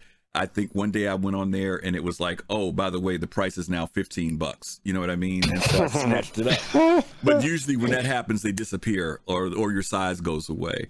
The book I showed you guys thing drives me crazy. Yeah, the book I showed you guys, the big Jump Point book, I caught that one when it went on sale because normally it was like 35, and I think what they did is they said for subscribers it's 25. You know, so those will be some of the perks that you'll get from being a subscriber when you're buying things out of the merchandise store. So it varies. You know, some things are exclusive, and then some things you get the discount for. So if you're interested in that, then that's cool too. JT, you got one too? Yes, we can be twinsies.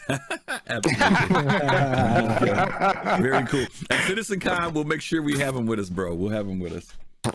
Hey, you wearing the same thing I am. There you go. Nice. Nice. So yeah, thank you for that explanation, Griffin. Appreciate it. How about you, Dark Knight? Before we get to Dark Knight, real quick, I put a link in Twitch chat. They have 20 town halls, and I put the playlist in there. And he's right. It started with Trust on Tracy, and I think the most recent one was it looked like Tony Durvac, maybe. Not sure, but yeah. So if you're interested in that, you check out the playlist. So how about you, Dark Knight? Any other of these interest you?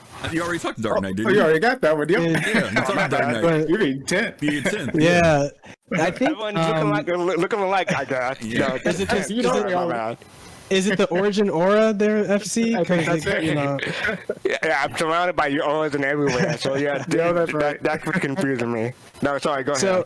So yeah, no, I that was Griff, what you said about the town hall and you know what the subscriber din turned into was insightful, because I think what we're again kind of reiterating is that the subs need to be retooled, right? Because if there's like if we're not having town halls anymore, and then the subbed in is like place where you're supposed to do this, and there's some system process with that, like we should look at that. But at the end of the day, you know, I don't spend a lot of time doing this. The merch, I could possibly see myself buying something at a discount at some point, but you know, this is, you know, it's one of those things. It's like, oh, that's a pretty fire shirt, I'll pick one up, right? Like it's not anything that I'm like, okay, when's the next drop? You know, like I'm not sitting there like waiting for that. But it's a good benefit where you can get like those discounts and deals on that. You know, even if it is for, you know, 10% or something like that, it's still money off. Let me say this to you, Tenth. I think what we're going to see happen eventually with CitizenCon. You know, I think first of all, CitizenCon is a very unique event. I've never known anybody to have a convention for a game that ain't even out yet. You know what I'm saying? You're in an alpha, and you're having people come from all over the globe to meet up for a game that's in development. So that's unique in and of itself. I think what will happen, Tenth, to be honest with you, because this happened at the lab when we went to Austin. One of the things that they did that I thought was really, really cool is that they had display tables for every ship manufacturer. And at those display tables, they had paid actors who were dressed in Drake uniforms or Aegis uniforms or Origin outfits. They gave away Origin swag, Origin keychains, whatever it was. And you could go and talk to them about Origin, and they had their scripts memorized. They were representatives for those companies, and you could talk to them, and they role played all through it, right? And you can easily see how that will eventually turn to, that's where your Origin t-shirts are, your Origin posters. And so instead of us using the marketplace store when you go to a CitizenCon, now you'll be able to get those things there. So I think this is all preliminary. They've talked about this in relation to advertising and the marketing and all this marketplace stuff. They don't want to put a lot of emphasis on it because they don't have the staffing to really start pushing stuff out like a real store. It would put them in a bind, and they don't want their monies to go into that area. Even though people have said, you guys will make a ton of money if you put this out. They're like, and it's not where our head is right now. We're right now, it's about developing the game. So eventually, I think to your point, it will be where those shirts will be like no big deal to get at that point.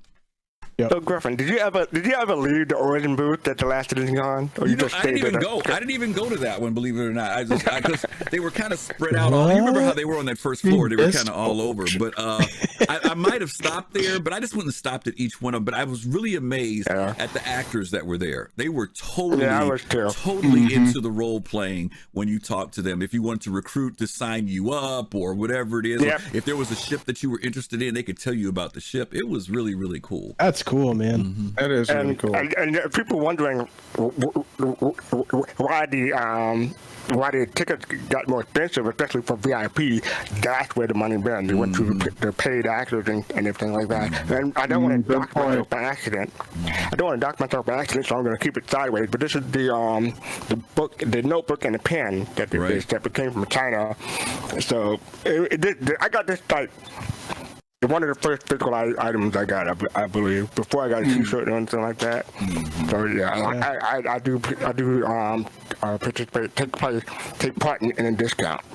So now for the last slide, I'll make sure I get it's the discounted annual plan and passes. Both Centurion and Imperator get this. If you purchase an annual Centurion or Imperator plan or pass, you'll receive the 12-month subscription for the price of $11. Please note that this does not apply to monthly plans or passes. So what they're saying is, instead of paying $120 or $240 for the year, you get $10 off. I believe that's what the I just scroll up. Okay. So the second thing is coupon. This is the part I really like. Once you accumulate 12 months of subscription time, you're eligible for a discount coupon valid for any accumulated subscription time starting in January 2015 through present. Coupon is good for one-time use on digital products only. That's the, I don't want to say fine print, but that's the sticker. You can't use it on physical or anything like that. So the Centurion get 10% and the Imperator get 20%. But there's a caveat to that I don't see on here. It's only up for $50 for Centurion and $100 on Imperator. That messed me up. I agree. That messed me up so bad. I agree. So, because it's a good thing. I'm glad that once I got the discount code, I looked it up and looked for information, because I don't think I think I probably knew about it, but it probably might have slipped my mind. So once I said, okay, I have a discount up to $100. Anything past that, it doesn't matter. So I melted a bunch of stuff, and I got like the Endeavor. Not the Munchman, but the it was during the anniversary sale from 2019, I believe, and I got a discounted Endeavor and some other stuff, and I really I'm glad for that. So even though it's like $100 for the Imperator, so in essence you're only paying $140 if you get all 12 months for Imperator instead of $240, because you that when you apply the coupon. So let's start with. I'm going to go in order, so I'll keep track this time. Griffin. I'm like you guys. I'm a month-to-month guy. I've never done the annual. It was no particular reason, and I just never gave much thought to it. But I've been, like I said, I've been subscribing for about 6 years, so that's a done deal with that. I am Centurion, not Imperator. I had thought about going Imperator because as you guys know, some of you all know, I have a secondary account. That's my luxury account, and if I was going to do it, I was going to do it because I would have just been, sending my second items over to there. But I just haven't done that as a step. As far as the coupons go, I definitely have used it. And there have been times when I have forgotten to use it. When I forgot that I had gotten it and bought something major and said, dag nabbit, I forgot to use this doggone coupon when I was scrolling through my hangar later. So real quick, before you go on, you can't use on buyback. That's the other caveat. It's only for new purchases. Buyback won't work. Absolutely. Go ahead. I'd like to boy on that one. Yeah, thank you for mentioning that. Those are the two that really stuck people, that they couldn't use it for buyback, and the fact that it has a limit on how much you can spend it on. So $50 for the 10% coupon, $100 for the 20% coupon. So, you know, a lot of times people are saving their bucks for that big ship that they want to get, and they say, "Ooh, I can use this coupon." It is a little frustrating that that's the maximum amount that you can get, but it does help in the long run. So it's pretty. Well, the good news is that you can use store credit on it. It's not like War Bond or Right. stuff like that. You can use store credit, but you can't use it on buyback. Right. Absolutely. So yeah, that's where I'm at with those. Okay, how about you, Tank? Yeah, same deal. I'm not an annual guy. I know you kind of forego the discount, but you know, for me, paying month to month is the added flexibility of you know, opting out of your contract on a month, right? Like, because you don't, you know, for whatever reason, right? And that's kind of how I play when it comes to these deals. It's a fun thing for me to do. I'm not trying to make this like long-term commitment over, you know, 12 months for something like that, you know, especially if I can swing it and, you know, the opportunity cost is 10% of what you're paying. Right? So, This is Valentine's Day. Don't say you're afraid of commitment. oh man, hey, I'm not even going to talk about it. I got too much. His That's a different story, It's over with FC. for him. Yeah, he's past commitment. I'm past all that He's on his way to commitment being stuff. committed is what it is. Okay. Yeah, right. There you go, Griff. But no, so yeah, that deal, and then the coupon piece, you know, I just there was a little sticker shock there, right? Like you're like, wait a minute, like I can't turn this, you know, this 10% coupon in on like, you know, whatever I was trying to like use or buy because it's a cap of $50. I mean, I took it. I forgot what I got with it, boys, but you're like, all right, okay, you know, like you kind of, you know, shake your head, you're like, all right, whatever, you know, thanks, you know, and kind of move on from it. So, you know, I'm cool on these things. You know, for me, I think what's insightful about our conversation tonight is that I'm looking at the subscriber benefits, and it's like a little audit for myself. I'm like, damn, like, why am I a sub? Like, right? Because I'm going through this entire list, you know. I mean, that's part of the reason for this whole show, right? So, yeah. Yeah. But yeah, I mean, that's kind of my deal. The other thing I want to mention is that I am Imperator, so the discount worked out that if you spend $500 on a one-time purchase, and you can only use it one time, and it's not like you can use it on both purposes. You have to use it one time. So I had to bunch of stuff, spend $500, and that's how you maximize the coupon. Because anything over $500 doesn't count, and anything under $500, you lose the value of the coupon for the Imperator, and I guess it's $250 for the Centurion. Yeah. So how about you, Dark Knight? Yeah, you actually nailed it on the head right there. So you got to use your coupons wisely. Otherwise, you're wasting the value of those coupons. So depending on what the size of the ships, you kind of got to play it like the CCU game and the melting game that I hear people do it all the time. That's a whole nother show. But it's almost the same thing. It's like, okay, where can I put my coupons in when I melt this to CCU up to this? You know, there's a whole metric that goes in there. I could easily see that happen. I haven't used the coupons only because I've only been subbing since June of last year, so I haven't had it long enough to get a 12-month to take advantage of the coupons. Now, as far as the annual plans and passes, obviously no, I do monthly. Same reason. I can dump month to month. If I feel like one month I don't want to sub, I can actually stop subbing, and I can always pick back up later if I feel like it. And I want to bring up a point that we brought up at the beginning of the show for the passes, for the annual pass. You get the coupon immediately when you buy an annual pass. So go ahead. But yeah, I mean, with the plans, being able to stop my subscription or restart my subscription, I can do that. I like the flexibility of that. Not that I have. I just went, like I said, I went from the Centurion up to Imperator. I don't see a reason yet for me to stop subscribing, only because I know what I'm putting my money towards. And I already have in my mind that this money is going towards a specific thing. Video creations, all of the other, development items and all of those kinds of things. That's where my mind is set when it comes to how much I'm putting in for the game. So, but yeah, I'll take month to month. Yep. Yeah, J2 brought a point is that when you pop up in your hangar and you use it, it never goes away.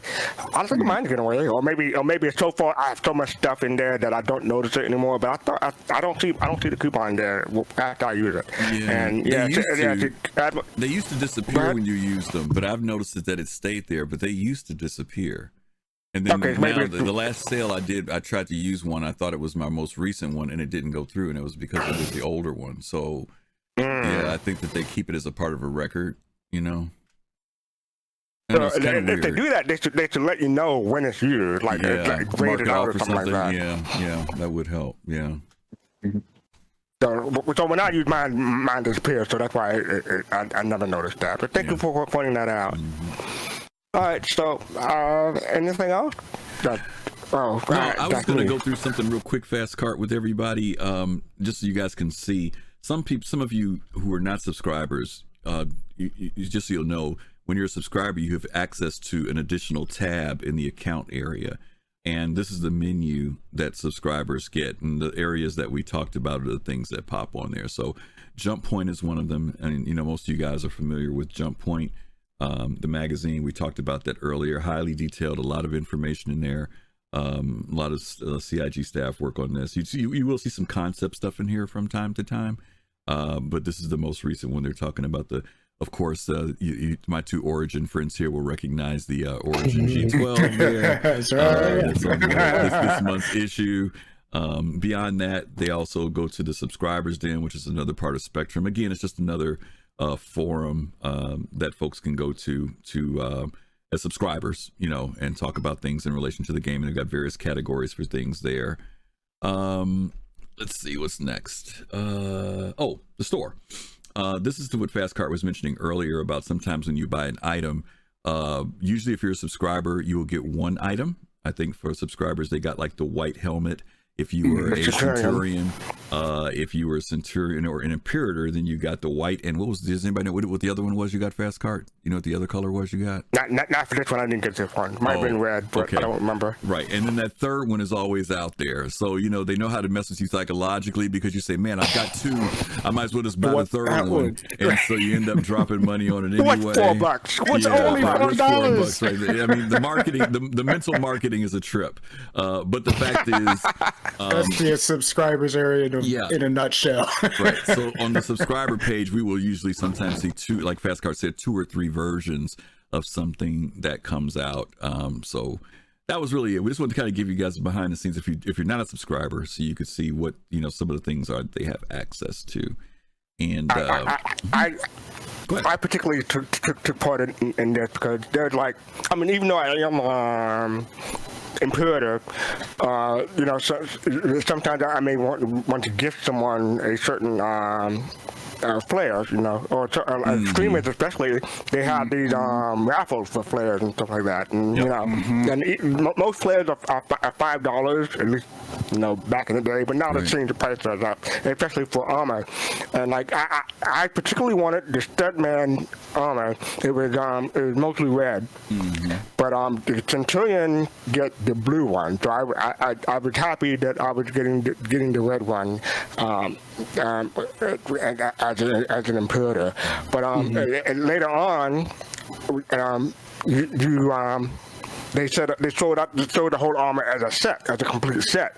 So I was able to not just, and it was cheaper too. So I dumped the armor that I bought at the normal price and got the complete set for a cheaper price. So I definitely took advantage of that. Well, I want to throw a question out because we're going to wrap up the show to everybody. Give Fast Cart a moment to breathe because he's done a great job tonight. Yes. But my question, and I'm going to start out with Dark Knight first. If there was something that you felt that they could do to make subscriptions or the desire to subscribe better, either for people who are new or for people who are already subscribing, what would be an improvement what would be something you'd want to see more of that makes the value of being a subscriber even better for you? I would say if they could bring back the idea of a town hall and being able to have a conversation, be able to give questions to the developers and be able to have more in-depth conversations with them, or even help drive the questions for the SCLs that they might put out there. I don't. They do that usually through Twitch, if I understand, but yeah, just a little bit more engagement where your money is going towards a community aspect, something that's coming back towards the community or coming back to us in a positive way. Maybe even open up a new dev diary in a way. Putting a little Elite Dangerous in there, but any more of those dev diaries type things where a specific developer, longer version of an ISC, basically. Yeah. I could see something like that being better. Other than that, I wouldn't say much else. Maybe more ships of the month that are better. Give me a character every month, and I'll be happy. Okay. Yeah. Well, actually, but maybe that wouldn't be such a bad. I mean, imagine if they did put it where, like, if you're a Centurion, you get 1 ship of a month. If you're Imperator, maybe there's 2 ships of the month. That might make people who are Imperators. I mean, but some people may not care. I think, again, everybody kind of approaches it for different things. Fastcart, what about you? If there was something you felt that could make it better or bring more value to subscribing? Oh, before we get to that, we've been remiss. We having our first anniversary on March 7th. If we get to 1,000 followers, we'll have a giveaway. We're still in talks as far as I remember about what ship we're giving away, but we're currently at 797, so we need 203 more followers, and before March 7th, and we can do it. Good time. That's it. Yep. So if you're not following us and you like us, please follow, because we could use the follows and tell people to follow. Okay. But I mentioned before something I like the snow globe, and I really want the Alt Corp as a globe as a snow globe. Thank you, Dracos. That's my main thing. Okay, the snow globe with the ArcCorp spinning metal thing that's in the middle of town. That'd be cool. That would be cool. Yes. Can I replace the globe in my 600 with that? That's a good one. I think can you?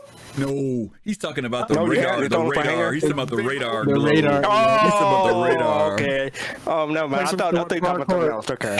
FC, you gotta get into a 600 every once in a while, just to. That's right. No, see, the 600 is too clean. I'm scared. I'm gonna mess it up with my footprint and stuff like that. All right, Tip. What about you? Anything you feel that can improve, listen, make it better?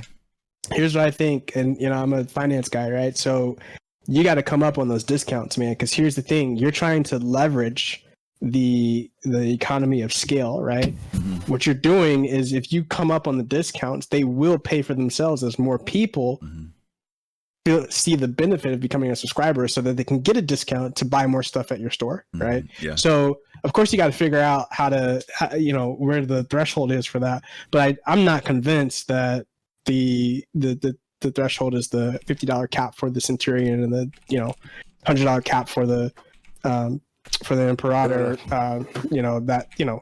That way, make it tangible, make it more frequent. I mean, there's a whole bunch of levers you can pull, so that somebody can say, man, I'm actually missing out if I'm not a subscriber, right? That's the kind of the sentiment you want going on, and maybe you even add a smaller tier, right? Well, if there's a $5 tier for a sub, that now became the $10, and the $10 became everything else plus the 20 or whatever. So it goes all the way up, and so there's different ways you can kind of inject some life into this deal, I think.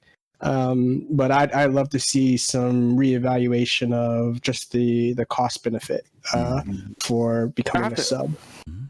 I have to say, I do like the idea, but I also think they're a double-edged sword. Because there are always going to be people who are saying, "Oh, why didn't you do that before?" Or of course, FC. Of course. You know it's coming. Somebody's going to say something about why this or why that, or can I, what a prorate and blah blah blah, all this kind of stuff. When you become a sub or you decide to move up. The thing is, you have to make a business decision, right? And it's a decision that kind of drives this thing about growing your sub base. So in the end, you can fight through all the noise, but just like it, FC, think about the hover mechanic, right? When it was first released, right?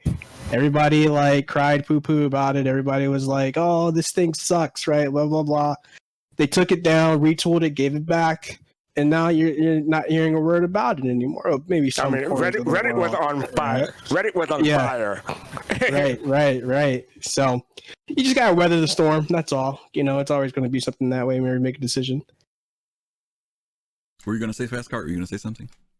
I forgot. I didn't write that down. Oh.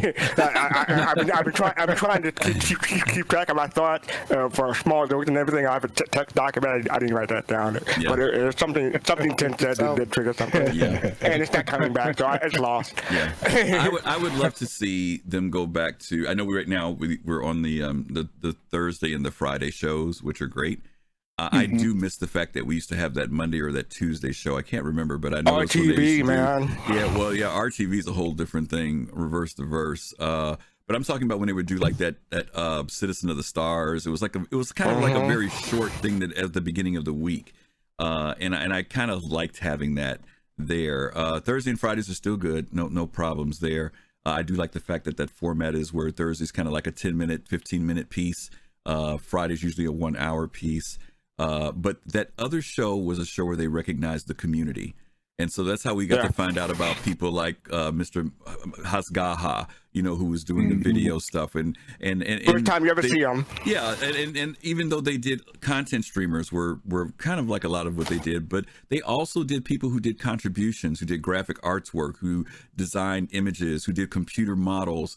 And so it was kind of cool to see what people in the community were doing. So I wish they had something that was a little bit more reflective of the community again, because that was really nice. And then lastly, when it comes down to, and I know this is one that people have been asking for a long time, and I know CIG did it temporarily and then they stopped probably because of the cost. But those of you who were around back in the day, you will remember that there was a model of the constellation Andromeda that you could buy, that you could put on your desk. It was a die cast model that was about 8 inches or 9 inches, about 8 inches long, that you could put like on your office desk or whatever. It was really, really nice. It was in a very rough state. It was probably when it was the Mark II version. They were like either $100 or $75 for them. But those things flew out the window. People bought them up like crazy. I cannot wait until they're able to issue. And I know there's a JCL, I think it's JCL Manufacturing, the company that does them now, the models. But I can't wait till they have, collectibles like that of whatever ships and manufacturers where people could buy those. And, you get them and they're really nice and pristine. Kind of like how you see like they do the starships, the Enterprise ships that you can buy. I would love to see them get to that point where something like that. I think it's JF Foundries or something like that. Yeah, JF Designs or JF Manufacturing. I forget what the name of the company is. You guys have heard of them. I wish I had their name because I truly would plug them because they do a really good job. Yeah, right. You should. But I would just love to. I would love to see something like that people can. That's a little bit more tangible beyond T-shirts and things like that. So that's it. I just want to point out, you touched on this, but they had almost a different show every day. Yeah. 3 or 4 years ago. Yeah. We had the Citizen of the Stars was on Monday. I want to say the Lore show, Lore Maker's Guide to the Galaxy was on Tuesday. No, it alternated between Wednesday with Bugmasters. Bugmasters and Lore Makers of the Guide to the Galaxy was on Wednesday. And they had the regular, not RTV was on Friday, and the regular ATV, thank you, was on Thursday. So I think Tuesday was on. No, I forgot. Starship. What is it? Starship something. What, latest greatest Starship? The contest? No, it was not. No, it was Citizen of the Stars was Tuesdays. That was on Tuesdays. No, especially Ship Shape. Oh, Ship Shape. Yeah, Ship Shape. Ship Shape. Yeah. That was the other one. So they had like 5 different shows or 6 different. One of them altered on Wednesday, and that was like the pinnacle for me, like of subscription, because where our money was going, and you could see the production value increasing, and Jared took over for almost everything, and that was a great time in my opinion. Yeah. There was one other thing too that they used to do, Fast Cart, and you may remember this. This was a long time ago. They used to put out what used to be like breaking news, like news briefs. Oh yeah. They would come on with the and people would be. It was Sandy and a couple other actors that they had. And There was one black guy. Never figured out who he was. I don't remember either. But they would come on and give like an update of what was going on in the universe. This was prior to the lore makers coming out. I wish that they would introduce that again. So that it would match up with the stories that are coming out in the newsletters, where somebody came on and gave a brief, like today, Imperator so-and-so issued this new thing, blah, blah, blah, blah, or in Terra, this thing happened. I would love to see those type of news breaks popping back up again for us. It was only like 2 to 5 minutes. It wasn't long. Yep. But it was very, very cool. So, okay. Well, listen. We are going to wrap it up. Fastcart, why don't you wrap us up? I'm going to get us ready. We're going to go raid Captain Richard because he's got a really nice giveaway for a G293 racing wheel that somebody might want. So we're going to raid him. Ooh, nice. I might have to go there. Let's talk about our social media. Yes, follow us on our social media, Instagram, Twitter, and YouTube. Especially if you come late and you miss part of the show, give us a follow, subscribe to those. But yes, we're gonna do a raid, and thanks for everyone for watching. Thank not our guest, but my co-host for being on with me. Not gonna make that mistake again. Draco's Fire, Blackbird Blitz, thank you guys for the follows. We almost hit 800 tonight, guys. If anybody who hasn't subscribed to us, we only need 2 more people for 800 tonight. So subscribe. I'm not subscribed, but follow. I don't mean to say subscribe. Follow. You don't have to send us money. Just follow.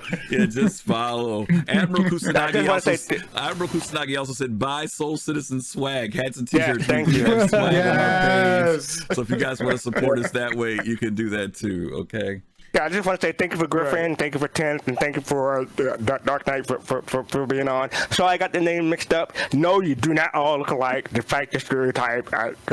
Well, me and Dark Knight kind of do look alike, except for the hat and everything. But other than that, we don't all look alike. So that was just a slip up on my end. But to thank you for watching, and stay tuned for our future shows on Friday Night Live and next week for another Soul Citizen. So until then, peace, love, and soul.